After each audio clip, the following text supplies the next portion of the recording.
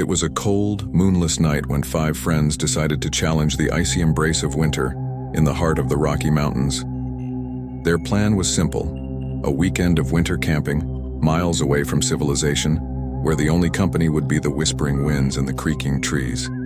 They were seasoned campers, confident in their abilities to brave the elements, and the frozen landscape promised an adventure they couldn't resist.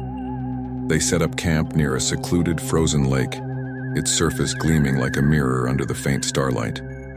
The air was still, the silence of the wilderness almost palpable, broken only by the occasional crack of ice shifting beneath the surface of the lake.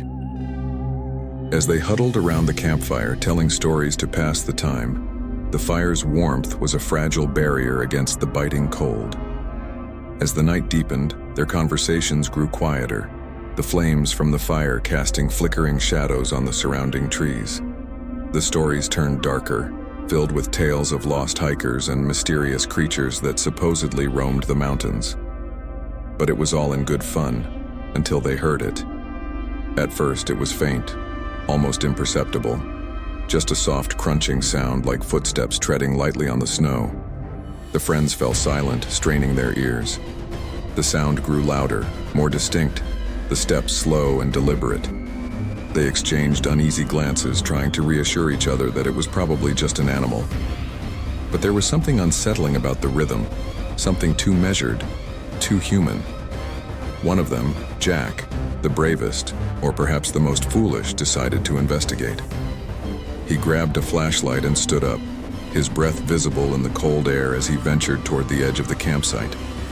The others watched, their faces tense, as the beam of light swept across the trees. There was nothing, just the undisturbed snow stretching out into the darkness. "Probably just a deer or something," Jack called back, though there was a quiver in his voice that betrayed his unease. He returned to the campfire, but the mood had shifted. The once cozy atmosphere was now tainted with a sense of foreboding. They tried to brush it off, but the sound of those footsteps lingered in their minds. As the fire dwindled and they retreated into their tents, a heavy silence settled over the campsite. It was as if the forest itself was holding its breath, waiting. Sleep did not come easily. Every rustle of the wind, every groan of the ice, seemed amplified in the quiet of the night. And then, just as they were beginning to drift off, the footsteps returned. This time, they were closer, much closer. One by one they woke up, hearts pounding, as the sound circled their tents. It was methodical, each step landing with a crunch in the snow, moving slowly around them as if whoever, or whatever, was out there was studying them, deciding what to do next. They whispered frantically to each other, trying to come up with an explanation. But none of them dared to look outside. Minutes felt like hours as the footsteps continued, sometimes stopping for agonizingly long moments before resuming. It was as though the presence outside was playing with them, enjoying their growing terror. And then, as suddenly as it had begun, the sound stopped. The silence that followed was suffocating, but no one dared to move. They lay there, wide-eyed in the dark, waiting for something, anything to happen. Morning came slowly, the first light of dawn creeping over the horizon. They emerged from their tents, exhausted and on edge, their breath misting in the frigid air. The snow around the campsite was pristine, untouched except for their own tracks. There were no signs of intruders, no evidence that anyone or anything had been there, but they knew what they had heard. The footsteps had been real, and the knowledge that there were no tracks to prove it only deepened their fear. Something had been watching them that night, something that left no trace. Without speaking much, they packed up and left as quickly as they could, their once thrilling adventure now overshadowed by an inexplicable dread. As they hiked back to civilization, the memory of those footsteps haunted them, a mystery they would never solve. Years later, they would occasionally bring up the incident, trying to laugh it off, but the unease would return, a chill that no amount of distance or time could erase. They had encountered something in those mountains, something that defied logic, something that belonged to the shadows. And deep down they knew that whatever it was, it had let them go that night. But it could have easily chosen otherwise.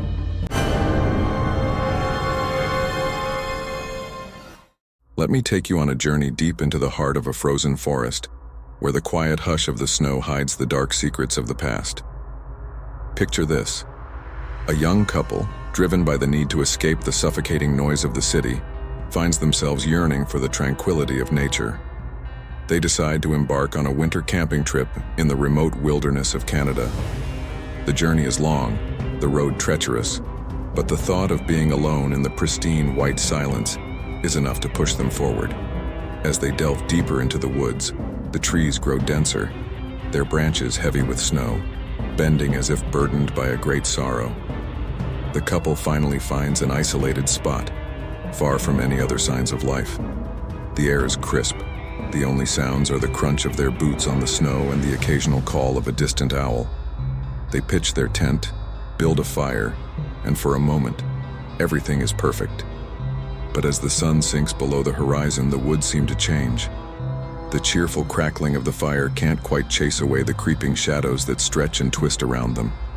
A heavy silence falls, broken only by the soft rustling of the trees swaying in the wind. The couple huddles closer together, feeling a sudden chill that has nothing to do with the winter air. And then they notice it, a faint, flickering glow through the trees. At first, they think it's just a reflection of their own fire, but no, it's coming from deeper in the forest. Curiosity begins to gnaw at them. Who else could be out here, in the middle of nowhere? With a mix of intrigue and unease, they decide to investigate. They extinguish their fire, the embers hissing in protest as the cold swiftly reclaims the night. Armed with only a flashlight and each other, they set off toward the glow, their breath fogging in the icy air. The snow crunches underfoot as they push through the thick underbrush, the light growing brighter, but somehow no closer. Then, after what feels like an eternity, they stumble upon it. A cabin, old and weathered, half buried in the snow. Its wooden walls are dark with age, the roof sagging under the weight of time and snow. But the strangest thing is the lantern hanging in the window, casting that eerie, inviting glow. It swings gently, as if recently touched, the flame inside burning steadily against the night. The couple stands frozen at the edge of the clearing, unease coiling in their stomachs. The cabin seems abandoned, yet the light suggests otherwise. The man calls out, his voice trembling slightly, but only silence answers. They approach cautiously, each step echoing in the stillness. The door creaks open at the slightest touch, revealing an interior shrouded in darkness, save for the small circle of light from the lantern. Inside, the cabin is a relic from another time. Dust coats every surface, thick enough to choke on. An old, threadbare rug lies in the center of the room, surrounded by wooden furniture that seems ready to collapse. The walls are lined with faded photographs, their subjects lost to time. And yet, despite the overwhelming sense of decay, a fire burns low in the hearth, casting dancing shadows across the walls. The couple exchanges nervous glances, the hair on the back of their necks prickling. Something about this place feels wrong, deeply wrong, as though it's a snapshot of a life that never should have been disturbed. But before they can retreat, the door slams shut behind them with a deafening bang, plunging them into a darkness so thick it feels almost alive. Panic surges through them. They fumble for the door, but it won't budge, as if held shut by an unseen force. Then they hear it. The slow, deliberate creaking of footsteps above them. The floorboards groan under the weight of something heavy, something that moves with purpose. The woman stifles a scream, clinging to her partner as the footsteps grow louder, closer, until they stop directly above their heads. The silence that follows is worse than the noise. It presses down on them, suffocating, as if the very air in the room has turned against them. Then from somewhere upstairs, a soft, rhythmic tapping begins, like fingers drumming on wood, counting down the moments until what? They don't want to find out. Desperation takes hold, and with a surge of adrenaline, the man throws his weight against the door. It flies open and they spill out into the snow, the cold biting into their skin as they run. They don't stop to look back, don't dare glance over their shoulders. They can still hear the tapping, the creaking, as though whatever was in that cabin is now following them, chasing them through the darkened woods.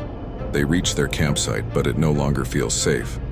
The shadows have grown longer, darker, more menacing. The trees seem to close in around them, their branches like skeletal fingers reaching out to ensnare them. They don't bother packing up their gear. They just run, tripping over roots and through snowdrifts, the breath burning in their lungs, their hearts hammering in their chests.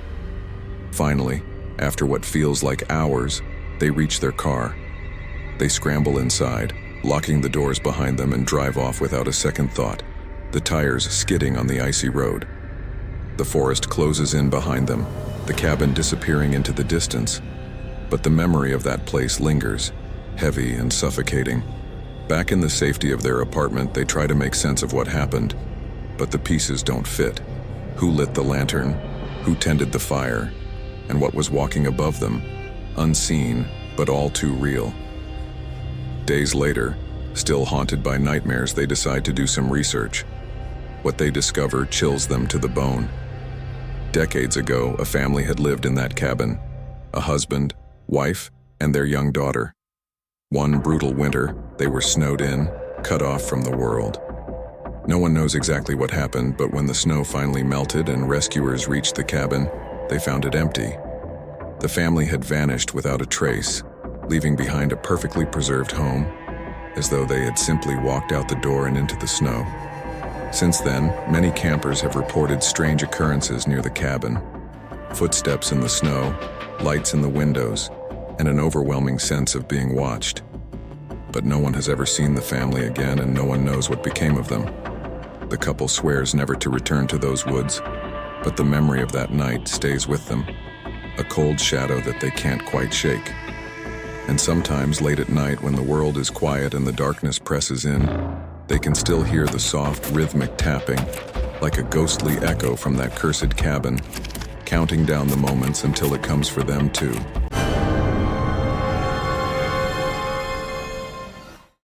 The Appalachian Mountains in winter are a place of stark beauty and bone-chilling solitude, where the snow blankets the world in a hushed, eerie silence. For Jake, a seasoned camper with years of experience, this isolation was a welcome escape from the chaos of everyday life. But he was about to discover that some places hold secrets, dark and ancient, that should never be disturbed. It was late January when Jake set out for a solo camping trip deep in the heart of the Appalachians. The air was crisp, the sky a pale blue as he hiked through the dense forest, the only sound the crunch of snow beneath his boots. By late afternoon, he had found the perfect spot, a ridge overlooking a vast, snow-covered valley. The view was breathtaking, the kind that made the world feel both infinite and crushingly small. Jake set up his tent, built a fire, and settled in for the night. As the sun dipped below the horizon, casting long, twisted shadows across the snow, he felt a slight unease. It was the kind of feeling that made the hairs on the back of your neck stand up, but he brushed it off as the natural anxiety of being alone in such a remote place. After all, he had done this countless times before. The fire crackled softly, its warmth a small comfort against the encroaching cold. The forest around him was silent, eerily so. No rustle of leaves, no distant howl of a wolf, not even the chirp of a bird. Just the oppressive, suffocating quiet. He told himself it was normal. Animals hunkered down in the winter, avoiding the cold just like he was. But as the night wore on, that uneasy feeling grew stronger. He couldn't shake the sensation that he was being watched, that something or someone was out there in the darkness beyond the firelight, just beyond the reach of his senses. He shined his flashlight into the trees, the beam cutting through the night, but there was nothing. Just the shadows, shifting and swirling with the wind. Jake tried to ignore it, to focus on the fire, on the stars twinkling above, but the feeling gnawed at him, relentless and insistent. Finally exhausted, he crawled into his tent, zipping it up tight, as if that thin layer of fabric could keep out whatever was lurking outside. He had just begun to drift off when he woke to a sudden, suffocating silence. The wind had died down, the fire had burnt to embers, and the world outside his tent was utterly still. He held his breath, straining to hear something, anything, when it came. A whisper, so faint it was almost imperceptible. It was as if someone was standing right outside his tent, their breath brushing against the fabric, murmuring words he couldn't quite make out. Jake's heart pounded in his chest. He reached for his flashlight, fumbling in the dark, his hands trembling. The whispering continued, soft and insistent, like a voice carried on the wind. Finally, with a flick of his thumb, the flashlight blazed to life, and he unzipped the tent in one swift motion, thrusting the light into the night. Nothing. The snow outside was pristine, untouched. There were no footprints, no sign that anyone or anything had been there. But the whispering had stopped, as if whatever had been speaking had fled the moment the light pierced the darkness. Jake's breath came in ragged gasps, his mind racing. He scanned the trees, the ridge, the valley below, but all was as it had been, silent, still, empty. Yet the sense of being watched, of something lurking just out of sight, was stronger than ever. It was like a weight pressing down on him, squeezing the air from his lungs. He knew then, with a bone-deep certainty, that he wasn't alone. Something was out there, something that had been there long before he arrived, and would remain long after he was gone. It watched him from the shadows, patient, waiting. Jake didn't wait to find out what it wanted. He packed his gear in a frantic rush, his hands numb from the cold and fear. The whispering didn't return, but the silence was even worse, as if the very forest was holding its breath, waiting for him to leave. He hiked back to his car through the night, the beam of his flashlight cutting a narrow path through the darkness. Every snap of a twig, every shift of the wind sent his heart racing. He didn't stop, didn't look back, not until he was safely behind the wheel, the engine roaring to life. As he sped down the mountain road, the sun began to rise, casting long shadows through the trees. But even in the light of day, the fear lingered, clinging to him like the cold. When he finally reached the nearest town, he stopped at the ranger station, desperate to share what had happened, to find some logical explanation. The ranger listened in silence, his weathered face expressionless. When Jake finished, the man simply nodded as if he had heard it all before. And then, with a voice as cold and empty as the winter wind, he spoke. "You're not the first, you know. Others have heard the whispers too, felt the eyes watching them. But no one knows what it is, it's just there. Always has been. And it's best not to go looking for it." Jake never returned to the Appalachian Mountains. The memory of that night haunted him, a shadow that followed him even in the brightest of days. He had gone in search of solitude, of peace, but had found something else entirely. Something ancient and malevolent that watched and whispered from the darkness, waiting for those foolish enough to enter its domain.